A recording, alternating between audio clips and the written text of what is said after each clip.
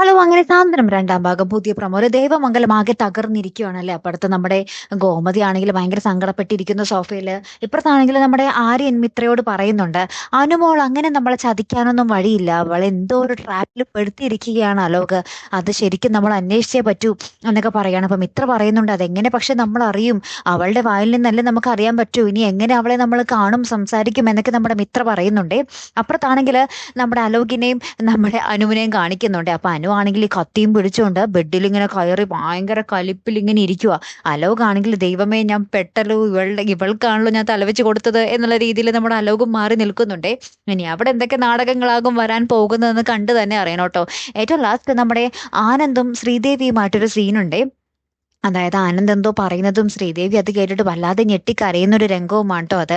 അതിനി എന്തായിരിക്കും എന്നുള്ളത് നമുക്ക് അറിയണം കേട്ടോ. കാത്തിരുന്ന് തന്നെ കാണാം. അപ്പൊ അടുത്തൊരു വീഡിയോയുമായി വരുന്നത് വരയ്ക്കും ഗുഡ് ബൈ.